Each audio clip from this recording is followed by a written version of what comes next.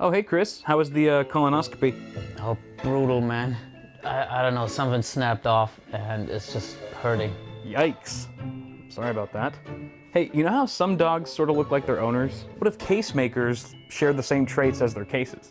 That's ridiculous. No, it kind of works, right? I mean, because like the Pure Base 600 is cool, right? And you're arguably cool, right?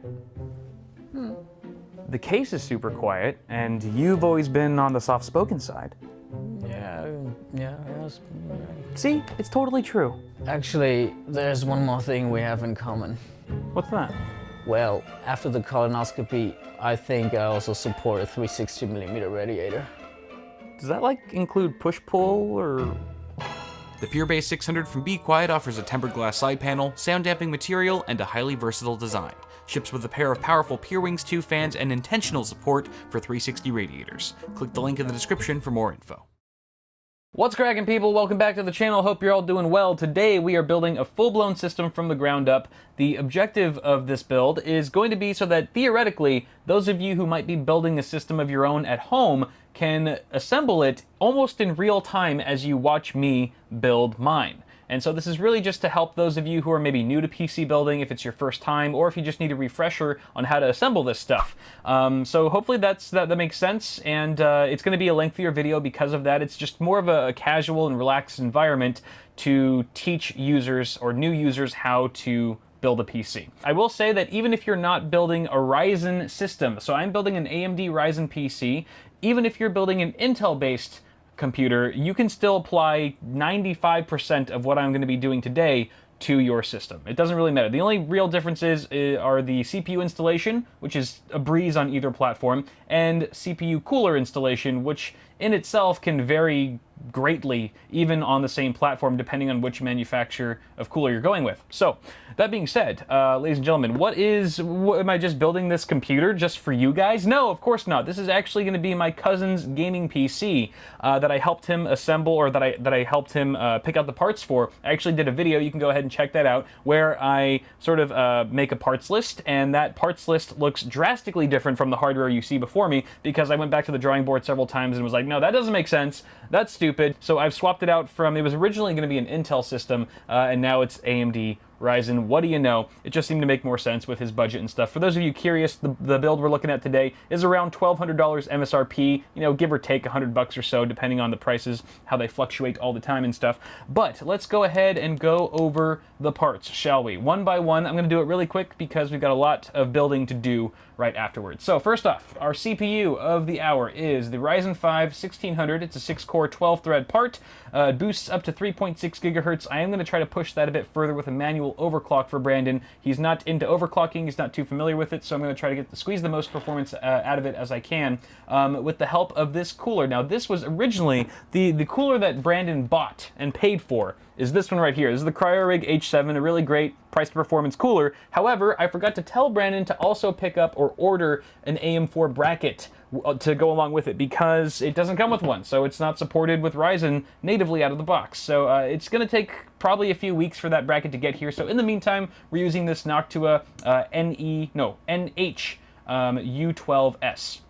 Fantastic cooler. Brandon can decide if he wants to keep this one or swap it out for the H7 once the bracket arrives and that sort of thing. So that takes care of that. We've also got a B350 Tomahawk motherboard from MSI. This is a fantastic little budget board. I believe that this is one of the ones that has a PLX chip, so it supports Crossfire and all that jazz. It's really nice, sort of a black and red color scheme. Actually, the red is very subtle on the VRM heatsinks.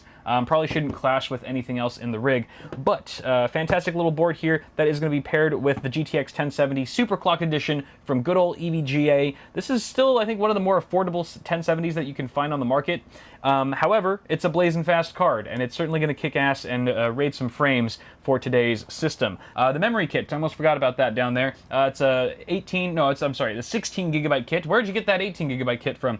16 gig kit of G.Skill Ripjaws 5 DDR4 at 3000 megahertz. I am also going to try to overclock that to 3200, as that does help Ryzen in gaming performance some. Hopefully the B350 Tomahawk here is able to handle that. Our storage configuration consists of 2 drives, the first of which being a 250 gig WD Blue. That's actually an SSD, not a mechanical hard drive like you might have thought at first. Yeah, WD makes freaking SSDs now, and they actually call them the same name as their mechanical drives, which is super confusing, but nonetheless, this should be a pretty sweet SSD. I've never used it before personally, or tested it, so hopefully it works and it's fast enough. And we've got a 1 terabyte WD Black mechanical hard drive for his for all the games and stuff. Obviously, the heavy storage needs media, that sort of thing. I should mention that we are installing Windows 10 64-bit on that SSD as well. We've got the Seasonic G-Series 650 watt power supply. This is a modular unit and 80 plus gold certified, yo. So incredibly power efficient.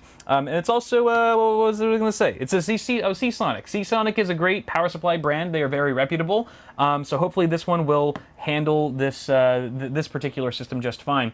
And then finally, our case of the hour is the NZXT S340 Elite in white. I gave Brandon a couple options. He really wanted a white case, so I gave him this one along with like 3 or 4 other popular white cases. And this is the one he came out with. Was like, this is the one. This one right here. And I completely agree. I love this case myself. I've built a couple systems in it already. It's got a beautiful tempered glass side panel. It's got radiator support at the front in case he wants to upgrade the cooling solution later down the line. And it's just a really nice chassis for not too much money. And then finally, just to give ourselves a little bit of an aesthetic bump for the rig, I have included some Fantex white sleeved extension cables to make things look nice and pretty. Oh, there's one more thing. As a thank you to Brandon for letting me build his rig and film it on the channel, I am throwing in, free of charge, an NZXT Hue Plus RGB LED unit, which is probably the biggest, baddest, most awesome RGB accessory you can add to a system here in 2017. So that's going to definitely spice things up and add some bling. Definitely going to give us a bling factor for today's build. But those are all the parts, ladies and gentlemen. So I'm done rambling. I'm going to go ahead and start building. So if you guys, those of you who are building your own systems at home right now, what I'm going to suggest is that you grab your CPU, aka your desktop processor, and your main board or your motherboard, because that's generally where I like to start in a given build. So let's start there. All right, y'all. So you can see that I've taken the CPU somewhat out of its packaging. You want to make sure not to touch it unless you absolutely have to. So it's still sort of in a little box for now. But I've also removed the motherboard from its anti-static sleeve. And you'll notice that there's a bunch of other stuff on this table. I'm going to go over everything. But when you take your motherboard out of its box, you want to also take out a few important accessories along with it so that they're just on hand when you're ready for them. The first of which is your motherboard I/O shield, and we're going to see what this exactly is for in just a bit, as well as your SATA cables. I would take out a number of SATA cables equivalent to the number of 2.5-inch or 3.5-inch drives that you'll be connecting to your system. So in our instance, we've got 2 drives, 1 SSD and 1 mechanical hard drive. So I've actually pulled out all 4 of the cables since they come connected. But you can take those out as well. And then your motherboard manual. So this is the Tomahawk manual. You might need to consult it at some point. And then the other stuff on here, these are just sort of like tools that I use when building a computer. The only one you absolutely need, well, let me get the CPU out of here. That's not a tool, really. So we've got the one you really need is a screwdriver. You need a Phillips head screwdriver. This is a number 2 Phillips head screwdriver. Any sort of length will do, but I generally prefer a slightly longer one. Woohoo! Just makes it a little bit easy when screwing in screws and stuff. But magnetic tip also helps a lot. Not required, but definitely appreciated. Makes things a bit easier. And then we've also got some cable management accessories here. So zip ties. Generally, there's at least one or 2 components in your build that will come with zip ties, but they're usually very few of them, and they're not like the right length, or they're too cheap and stuff like that. So I have my own on hand. Again, this is not necessary, just kind of creates a cleaner build for the cable management part. And then I've got some Velcro ties in case I need them. And then, of course, some wire cutters to cut the zip ties and stuff. A pair of scissors also works just as fine. Don't use a knife, that could be dangerous. So those are the things that we are going to be using for this build. And on that note, we can actually install our CPU. All right, so here's a close-up look at our CPU socket. And this is basically where the CPU gets physically mounted or inserted on the motherboard. And this one in particular is the AM4 socket. AM4 is only compatible with AMD Ryzen CPUs, at least at the time of filming. So don't bother putting in a non-Ryzen AMD chip or an Intel chip, God forbid. Bad things will happen if you do. So just stick to Ryzen for AM4 and you'll be good to go. So if you are building an Intel rig right now, I would suggest going to some sort of tutorial. Maybe I'll link one. I'll put a card somewhere if I can find a good tutorial on how to do that on the Intel platform. But for ZIF sockets for Ryzen, it's really quite simple. All you do is lift up this bar here. There's a little bar that's got a little latch. You kind of got to push it to the side a little bit and then lift it up like so. And then get your CPU out. I will remind you guys not to leave any fingerprints on your CPU, particularly on the top. You don't want to touch this top heat spreader here. That's a no-no. You want to grab it from the sides. So here's the CPU, all right? You can grab the edges.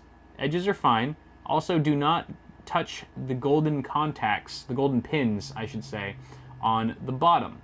All right, that's a no-no as well. That's very important. You want to keep that as clean as possible. The way you want to do this now is you want to take note of the golden triangle. There's a golden triangle on one of the corners of the CPU. And you want to match that with the small, tiny-ass triangle in the corner of the socket. You can see there's a tiny little corner, or I'm sorry, yeah, a little arrow right in the corner there.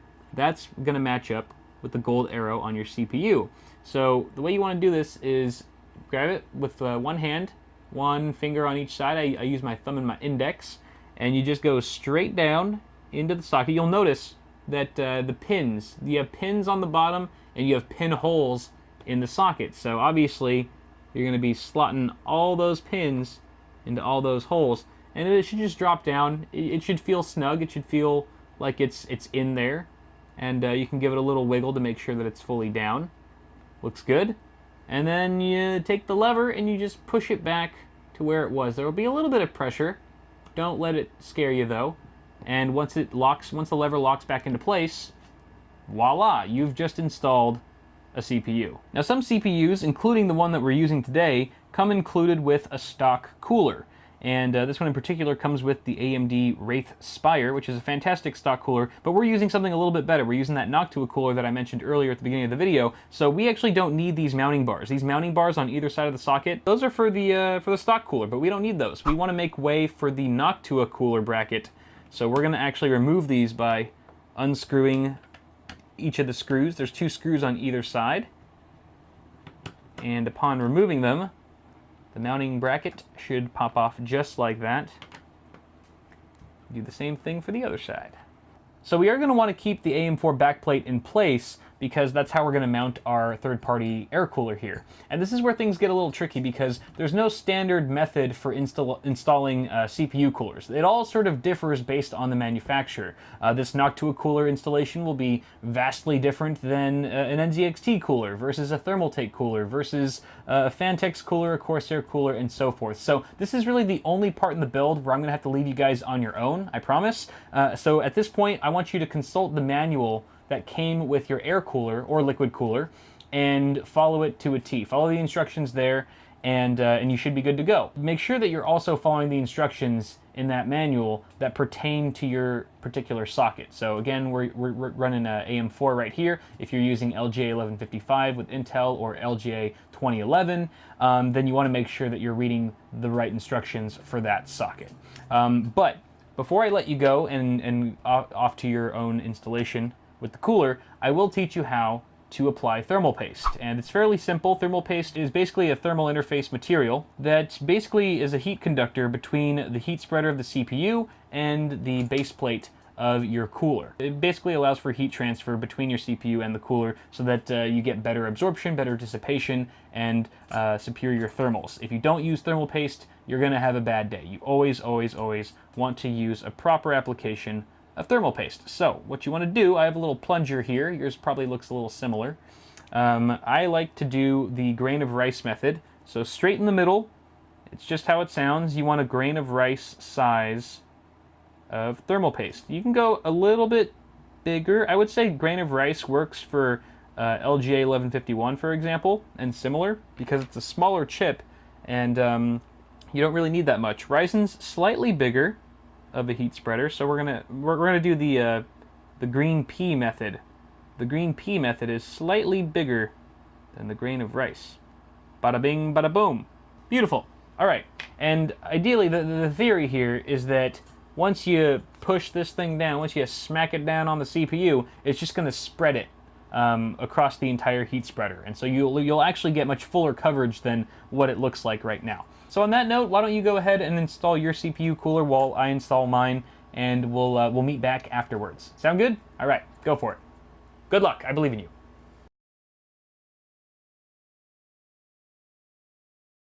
All right, moving on to the memory. So installing the memory is one of the easier parts about building a PC, but there are a couple things to be aware of. The first of which is that you have these 4 DIMM slots. At least on this motherboard, there are 4 DIMM slots that you would actually populate, and they can actually be covered or blocked if you have too big of an air CPU cooler. Now this one is fairly slim, so we're not running into any clearance issues, but you might have one that's too large and kind of encroaching on these leftmost DIMM slots, and that could be an issue. Hopefully, if yours is only encroached because there's a fan on the side, you should be able to pop the fan off, and it'll give you more open access to those DIMM slots, and then you can go ahead and install your memory modules.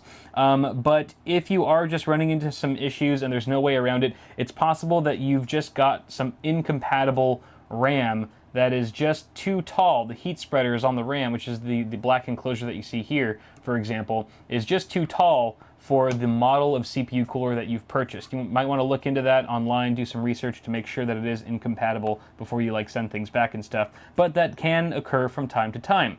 Assuming though that you don't have any clearance issues and that you have a free access to all these DIMM slots, you want to consult your motherboard manual to find out which of these slots should be populated with your modules, because it does matter. It does matter. No matter if you have 1 stick or 4 sticks or 8 sticks, you want to make sure that you're putting them in the right slots. And the only way to find that out is through the manual. So once you've done that, I've already found out that my 2 sticks that I have here should be going in the 2nd and the 4th slot. So I've got that all figured out. So the next thing I want to do to actually install these suckers is I want to pull down these side latches. There's side latches on, in this instance, there's side latches on both sides of each DIMM slot. Some motherboards only have a fold down latch on one side and the other one is fixed. So if that applies to you, don't try to force one of the sides down. It's probably just not meant to move. But in this case, both of them fold down on either side. Now before you install these suckers, you want to make note of the little notch that's the bottom of the module. You can see it right there. It's off-center, which means that these are keyed PCBs, which means they can only go in a certain way. So you want to match that notch up with the notch that's in the DIMM slot itself, just to ensure that you're plugging it in the right way. Otherwise, you could damage the module. So once you've got that figured out, go ahead and line it up, and applying equal pressure on both sides of the stick, you want to apply force downward until both of those side latches that you popped down earlier snap back into place. So we just did the first one. Let's do it again for this guy. Even pressure downward, and voila. You can see that the latches, all 4 of the latches, are completely upright where they were before. So memory installation complete. Very straightforward and simple. Let's move on to the next step. All right, we've got our case now. So go ahead and get your case out of the box. Be careful with it, especially if you've got something like a tempered glass side panel. It can be very fragile. And what we need to do is sort of prep our case so that we can fit our now prepped motherboard snugly inside of it. So I'm going to go ahead and take off this side panel. Now, if you guys have a more conventional side panel that's not tempered glass, you probably don't have these 4 thumb screws directly on the side. You probably have 2 thumb screws on the back or something similar, depending on the case. So go ahead and remove the side panel carefully. Be especially careful. I mean, whether or not you have tempered glass, you should still be careful if you have like an acrylic side panel window or something like that, because they can scratch very easily. I would advise leaving the plastic wrap on the side panel window until you're absolutely done, 100% complete with the build. I know it's tempting. I know it's tempting to peel it off the second you see it and go, ooh, ah, but trust me, you'll thank me later. It's not worth it. Now I'm also going to remove the back side panel, and you guys should too, just in case you find any accessories back there. A lot of times case vendors like to put the accessories inside of the case. They like to hide them either in the drive cage or in the power supply shroud somewhere. So go ahead and take your accessories out. You will be needing them very soon. In fact, right now. Let's go ahead and put the case on its side so that the main side is facing up and the back side is facing down. Boom. And here's where you want to bust out your motherboard I/O shield that I told you to remove from your motherboard box earlier. Take it out of the plastic wrapping, like so. It's like an ASMR video now. And you want to make sure that you line this up properly. Generally, the shiny side, if there's a shiny side, is going to face inside, inward of your case. And the really nice outside, or the really nice part is going to be outside, obviously, because you can see it. And the way this goes, so you already know it's going to go either this way or this way, right? With the shiny side inside. Now it's just a matter of which way does that go. You can just line it up with your motherboard, or I can just tell you a rule of thumb, where you see the little circles, all the little audio circles, that's going to go on the bottom, towards the bottom of the case. That's pretty much the best way to tell. And then just go ahead and pop it in. This can be a little tricky. It's hard to know once you pop this in, and it's sort of, you have to kind of do it by feel and by sound. So you hear that? That was part of it popping in. And you want to just double check. You have to look really closely to make sure that the entire perimeter of your I/O shield is flush. So you just want to double check, push it firmly around the edges, make sure it's all good in there. All right, now before you get too excited and go about installing your motherboard, there's a couple things to mention here.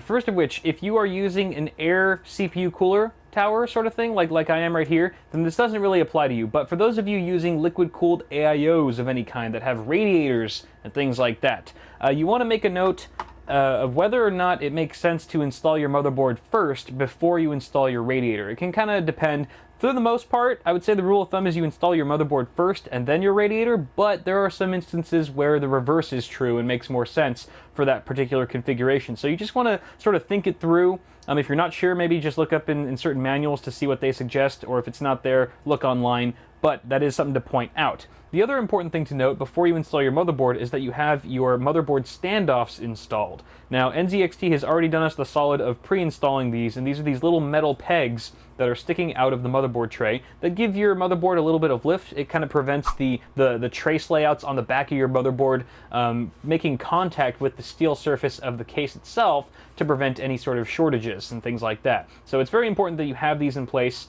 Again, NZXT's already put them here, and if you're lucky, you'll actually get one in the middle, a peg in the middle that's it's got a little bit of a tit on it, a little bit of a lift off. It's a little bit taller than the other ones. It looks a little different than the other guys, and that's just so that you can have something to latch onto. There's obviously a hole in the middle of your motherboard that will latch onto that middle peg when you're putting it into place, and then just sort of lock it and freeze it so that it's easier to work with and more stable. It's not moving around and stuff. It's really nice to have one of those, but if you don't, no worries, you can still get by. Now, the other thing to be aware of is that not all standoffs should be in the same place for every situation. For example, these are in the ATX configuration for ATX motherboards, which I in fact have right now. So that's good. So I don't need to change anything here. But let's say you were building for some reason with a micro ATX motherboard and you needed to rearrange the standoffs to accommodate that particular form factor. You can either look in your case manual, or if it's not there, it could be etched directly onto the motherboard tray, where here it says, micro ATX, ATX, ITX, and it gives you sort of a legend, and you can figure out where the standoffs go for that particular form factor board.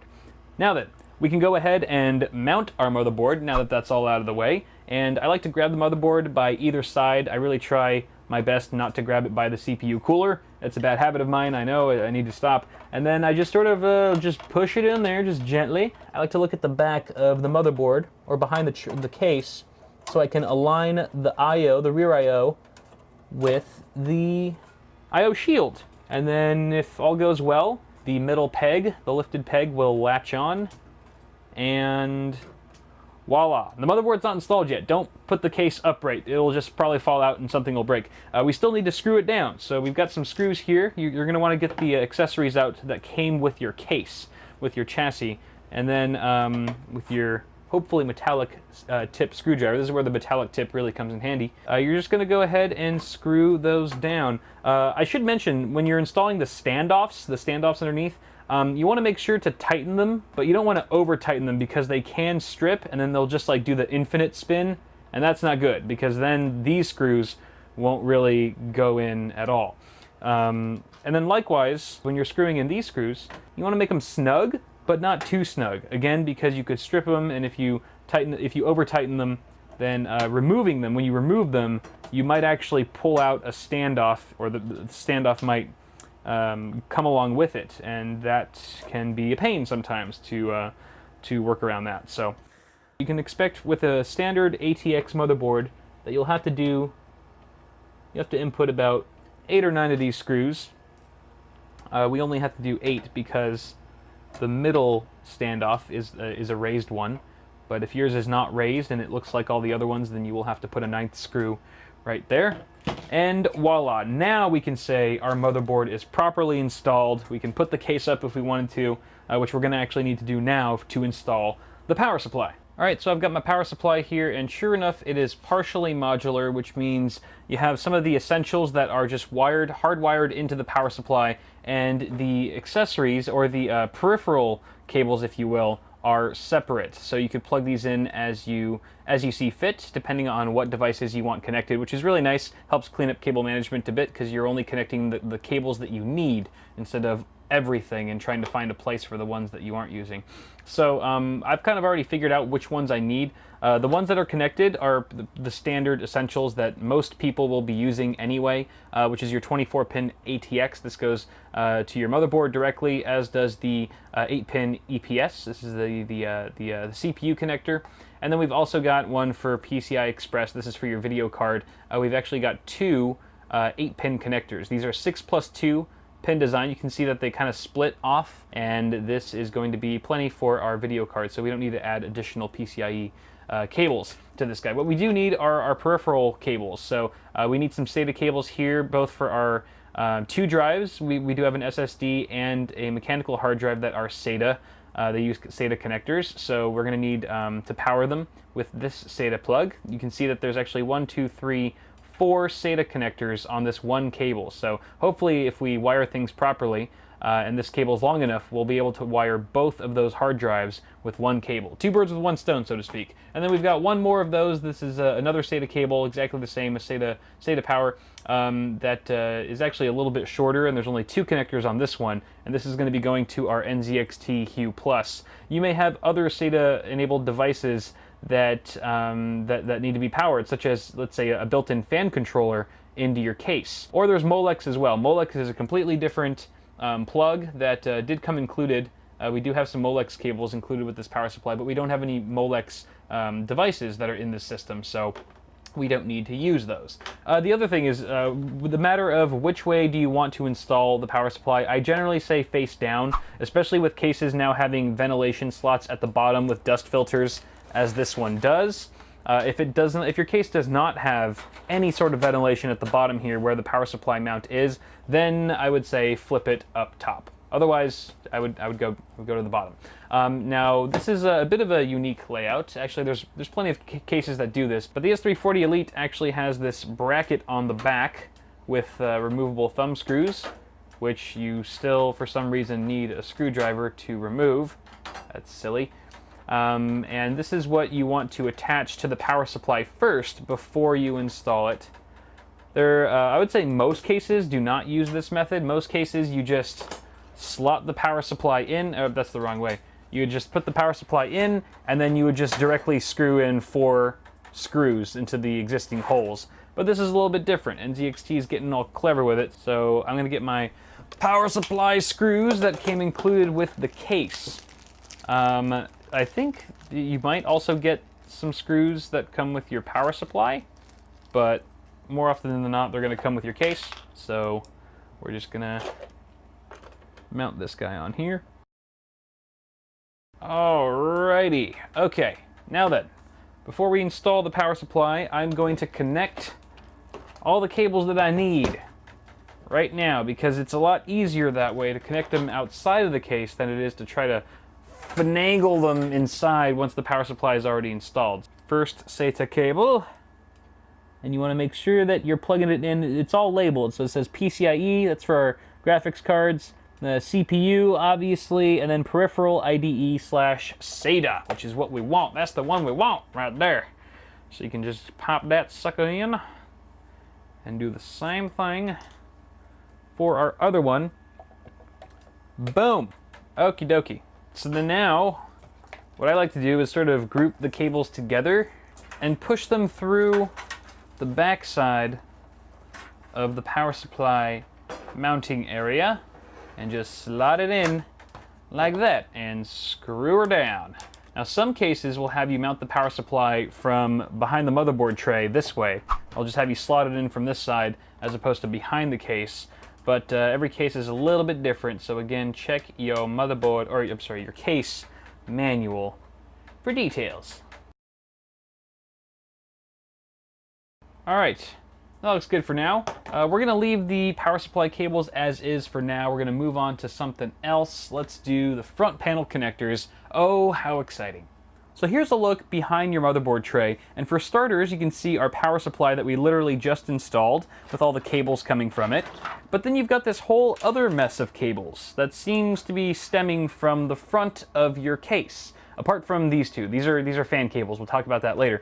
And these are your front panel connectors coming from the front. Everything that's at the front of your case, including the power button, reset button, power and hard drive LEDs, USB ports, audio jacks, etc., that all needs to get wired to your motherboard one way or another, and that's what these cables are for. So each one represents a different thing. You've got your USB 3.0, which is the big blue one, USB 2.0, which is labeled, and these really tiny ones, these are really tiny ones and make up your hard drive and power LEDs, your reset button, power button, etc. And then you've got special things that pertain to only some cases, like your HDMI port here, if you're into VR, and an HD audio for your 3.5 millimeter headphone and microphone jacks. So yeah, we've got these to plug in. We're gonna have to flip the case around so that we can start wiring these guys correctly to their appropriate headers. All right, so we're on the other side of the case now. You can see I've already routed all of my front panel connectors through the various cutouts in the case. Now I did this strategically. I didn't just pick any old cutout and stick a cable through. I actually routed each cable through the cutout closest to its appropriate header, which is why the HD audio connector, or the HD audio plug, is right next to the HD audio connector on the motherboard. The USB 3.0 connector is right next to the USB 3 header on the motherboard, and so forth. So that makes it really easy for plugging and chugging, plugging things in. I'm just gonna go ahead and start with the USB 3.0. Now the USB 3.0, in fact, all of these, except for the really tiny cables, the really tiny connectors, are keyed. So you want to make sure that you're plugging it in the right way, or you're going to have a bad day, break some pins. I have broken many a USB 3.0 pin before, so I am a little nervous right now. There we go. USB 3 is secured. Moving on to the little guys. We'll move on to the little guys. The little guys, so we've got power LED, and hard drive LED. The common one that's missing here that the S340 Elite does not have is the reset button, but that's okay. We're gonna locate it on the motherboard. It's right here. For this particular board, you're gonna have to look it up in your motherboard manual. Each board's different as to where these little guys go. Actually, sometimes it's printed. Oftentimes it'll be printed somewhere on the motherboard telling you where the pins go, and in this case we do see that. Power switch is plus and minus that way. If you're not sure which way is plus or minus on the switches, I believe it's you'll see a little arrow indicating plus, the positive. Side with the no arrow is the ground, and then we've got the hard drive LED, which is right there on the bottom. Underneath, this could be a pain. There we go. All right, little bastards are all plugged in. We can move on to our USB 2.0, which is right next door. This is also keyed, as I mentioned. And if one of these pins snaps off on any of these headers, you're pretty screwed. Oh, also, by the way, for the USB 3.0, I should have mentioned this earlier, I'm sorry. If your motherboard has 2 of those ports, it looks like you could plug it in either or. See how this one also has a USB 3 port down there? They are effectively identical, so it really doesn't matter which one you plug it into, just whichever one is more convenient or what have you. And then this is the HD audio. There she blows. There she blows. Front panel connectors are installed, ladies and gentlemen. Let's go ahead and do the fans next. I like to start with the little wires first, and then we can work our way up to the big kahunas, like our 24-pin ATX and PCIe after we install the video card and stuff. So, fans. All right. Fans, actually, we don't even have to cut right here. You'll notice that there are no fans at the front of the case, which is kind of odd, and that's by design because NZXT is expecting the user to install an AIO at the front of the case, which comes already with fans. So, since we're not using an AIO, we're using a air cooler, not a liquid cooler, we are going to install 2 additional fans for my cousin. So I've got actually 2 NZXT fans. These are from my my other NZXT case. These are 120 millimeters. They're exactly identical as the existing fans in the case. So we're going to install them at the front as intakes. And to do that, we first have to pop off the front panel of this case.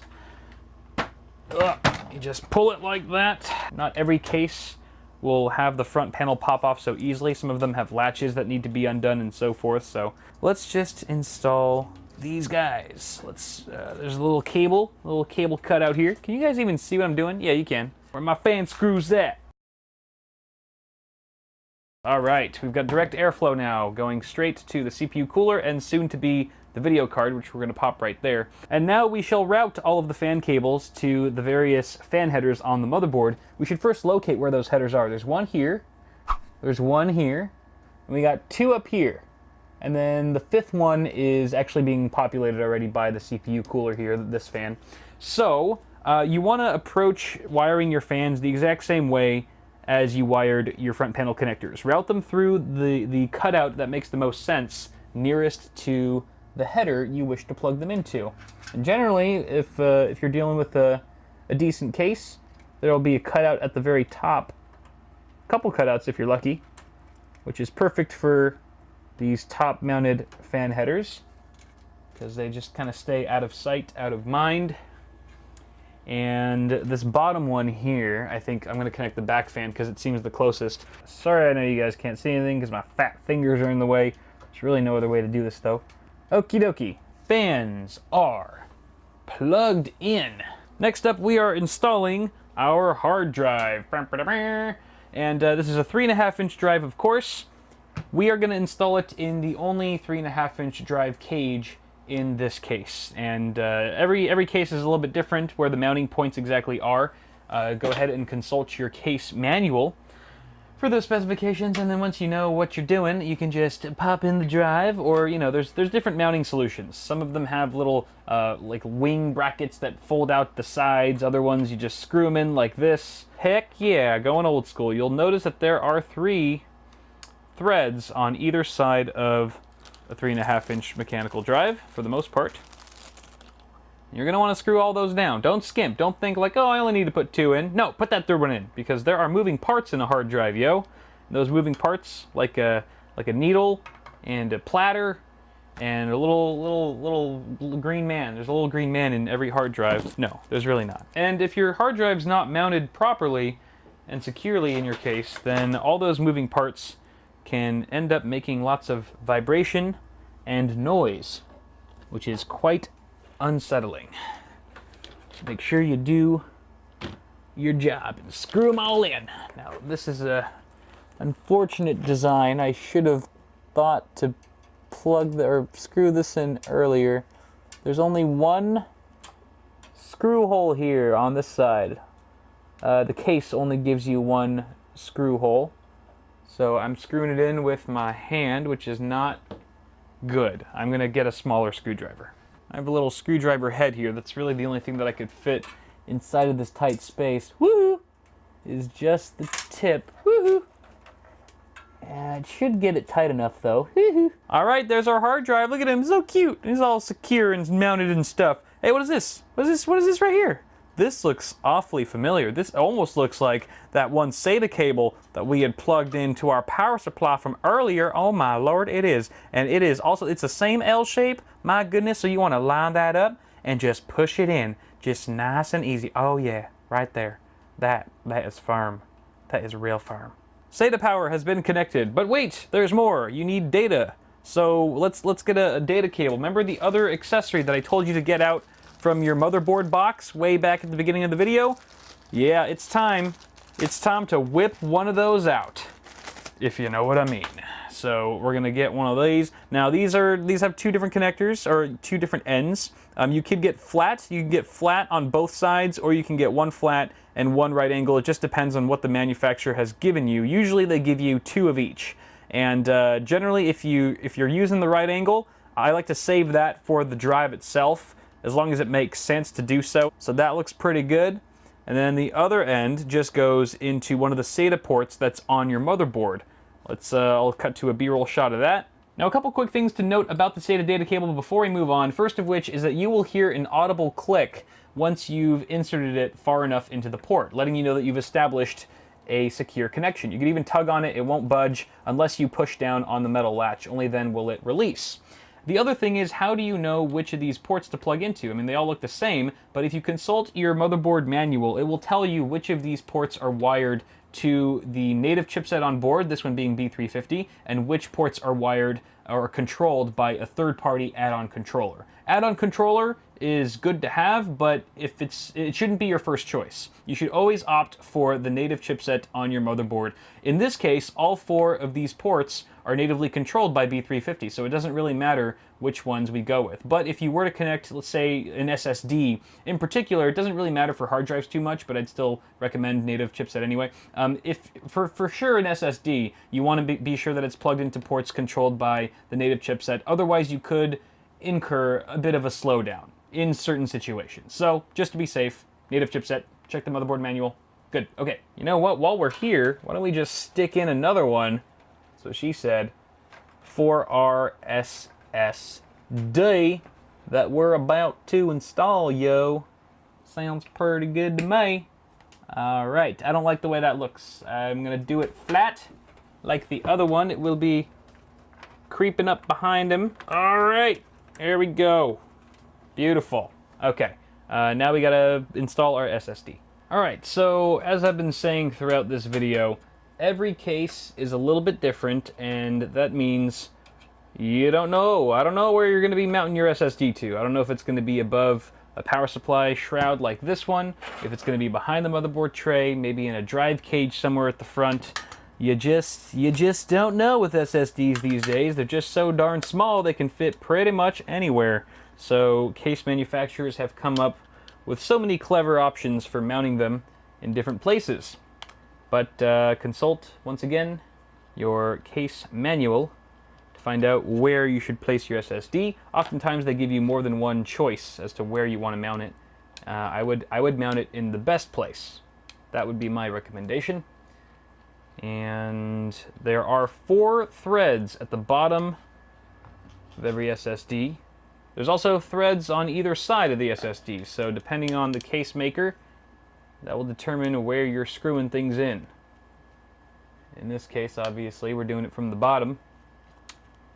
I like it better on bottom, personally. Oh, by the way, I took the sticker off the SSD already because it was hideous. Oh, you know what? This is an important lesson. Before you mount your SSD, you might want to think about plugging it in first with your SATA and data cables, if it makes sense. Again, use it as a case-by-case sort of suggestion, but in this particular situation, it does make sense to connect the cables first before mounting it down, because the port is hard to get to once the drive is mounted flat against the chassis. So I've got one cable for you here. There's the data. And now we give it power. When I say power, that you're supposed to come out when I say power. You ruined it. So let's go ahead and mount this just the same as we did with our hard drive. You might need to bend the cables a bit Need to flex them a bit just to get them to play nicely sometimes. Look at my forearm. Ugh, working that out. Yeah, I've been screwing a lot lately. I don't even mean that in like a dirty way. I've been using the screwdrivers very frequently. Let's see. Why don't we mount the Hue Plus over here? You know, oh shit. I should have mounted the Hue Plus here because it's a little bit bigger. I don't want a big fat thing in the middle. I'm gonna swap it. I'm swapping it. I don't care. So the Hue Plus is also 2.5-inch form factor, although it's kind of a fatty form factor because it's like 30 times as thick as this thing. Get down onto the power supply shroud. Thumb screw, thumb screw, thumb screw. So this is the Hue Plus. This is the brain, if you will, that controls all the various effects and colors, blah blah blah blah. And this particular kit comes included with some strips that you can attach to the brain. LED strips, that is. Voila. So I realize that this part of the build doesn't apply to most of you because most of you aren't building with the Hue Plus. However, you can check out my video on the Hue Plus if you want more info on it. For now, I'm just going to go ahead and take care of this, but we're going to skip it for the purpose of this video and move on to the next part. All right, guys, now we're plugging in our meaty connectors. They're not really called meaty connectors. They're just the bigger plugs, certainly much bigger than the front panel connectors or the fan headers. So starting with the 24-pin ATX. This is our supplemental motherboard power connector, and it's the big one. It's the big, fat, chunky one. It's hard to miss. 24 pins, if you want to count them, just to be sure. And you'll notice that there's a clip on one side and no clip on the other. All right. Remember that clip, because there'll be a little edge sticking out, a little latch on one side of the connector, so the clip will go on that side. So yes, these are keyed. They will only go in that one way. Sorry, my hands are in the way. Oh boy. Boom. All right, it's plugged in. Next up, we've got our 8-pin CPU connector, and this looks like 2 cables, but it's actually just one, and it splits off into 2. The end that splits off into 2 is the part you want to plug into your motherboard. Sometimes when it's split, you'll actually have a little mechanism to lock the 2 halves into place so they stay together, like so. And then the header on the motherboard that you plug this into is typically located in the top left corner, right there. So you just gotta feel around for it. This port here can be a pain, especially if you don't have much room. And hopefully I remember to put an annotation when I was talking about installing water cooling radiators that sometimes it's best to install your power supply first, and then your motherboard, and then plug in this gosh darn cable before you install your radiator, because sometimes the radiator, if you're mounting it at the top of the case, can easily block your 8-pin cable. That's good though. There's a cutout at the top of the case, fortunately. Thank you, NZXT, for that. Just route it right through. Oh, there's our LED strip falling down. And then bam. Next up, we've got our PCIe extensions for our graphics card, but we don't have a graphics card installed yet, so we should do that first. All right, and moving on to our last component for today, which is the graphics card. Woo, we made it. Very exciting stuff, and this is a really straightforward installation. The first thing you want to do is consult your motherboard manual and find out which of these PCIe by 16 slots you should be populating. Typically, it's the top slot, but you want to check the manual just to be safe. And what you want to do first is lower the latch that's at the end of the slot you wish to populate. And then once you do that, that actually kind of opens it up for access. And then you need to remove some expansion slots. And the number of expansion slots you need to remove depends on how wide your card slot width is. So this is a 2-slot card. You can see it's got 2 rows, 2 of these little rows here. You can look up the specs, the official specs on the manufacturer's website just to be safe. So you're going to remove, since we have a 2-slot card here, we need to remove 2 expansion slots. The first one being the one that's just adjacent to the slot itself. And then since we're going to need room below that, we have to remove the expansion slot beneath that first one. So very simple process here. You're going to want to undo the thumb screws. In the S340 Elite here, there's actually like a second panel, or there's like a big panel that you have to remove first in order to access the thumb screws. So I'm going to go ahead and do that first. Most cases don't have this, so that's one less little step you have to worry about. All right, so that panel's gone, and then you just remove the 2 thumb screws that you need to access their expansion slots there. Haha! Look at that. All right. Beautiful. So now we have room for the video card. We're going to go ahead and just hold it gently. And you want to just sort of line it up with the slot. And you'll see that there's actually a notch. You'll see there's a notch in the video card connector. And that should line up with a notch in the motherboard slot. And very much like your memory, you'll hear a nice click. A very satisfying and noticeable click. And then you just go ahead and screw the thumb screws back in. You want to make sure that they're fairly tight. You don't want to over tighten, but make them snug. Mount this plate back on. And finally, you want to connect your PCIe connector. Very, very similar in how we connected our 8-pin EPS CPU connector and our 24-pin. It is keyed. There's a clip on one side and also a latch on one side of the connector of the video card itself. You want to line those up. And if you're rocking a similar plug like this where it's a 6+2 design, then you want to make sure that those are sort of connected. There's a little bit of a ledge at the bottom, at the base of the plug itself, and you want to make sure that that is flush before you plug it in. If you do it all correctly, it'll go in like so. And then you want to route this obviously through the best possible grommet. You could route it through this right here, this sort of sidebar, at least for the S340, or it could go down below into the basement, but I kind of like it behind. It just makes it a little bit more discreet. It's all a matter of preference on how you like the look. Okay, and then obviously you always want to make sure that all the plastic wrap that comes on your fresh products is removed before operation. You don't want any of this stuff getting too hot. These computer parts can get really toasty. You don't want melted plastic in your rig. All right, I think that's good. I think we're good. I think on that note, we just got to take care of some cable management, which is on the back side, and we will be completely done with my cousin's PC. And hopefully you'll be done with yours too. So where do you even begin with something like this? This is pretty intimidating if it's your first time or you're not too familiar with how to do this, but it really is quite straightforward. And honestly, guys, I've done, this is sort of an old video, but I have a in-depth video on cable management. So you can go check that out for even more detail than I'm going to give here. This is going to be more high level. But essentially, you have to see at first what you have to work with in your case. So this one in particular has a huge basement. There's just like this huge enclosure that goes over the power supply and the drive cage, and you could just stash a bunch of cables down here and it wouldn't be visible on the other side whatsoever, which is your beauty side. You want that side to look nice. This side, more or less, it doesn't matter as much. It's kind of a personal preference thing. But for me, since I have this nice basement to work with, I am going to be taking advantage of that and stuffing a lot of cables in there, being a little bit lazy, but hey, if it's there for a reason, I'm going to use it. Now, for those of you who don't have a nice big basement to stash a bunch of cables in, you probably just have to do it the old school way and sort of tie down. You have to group together cables. All right, you have to find out what makes sense when you bunch them up.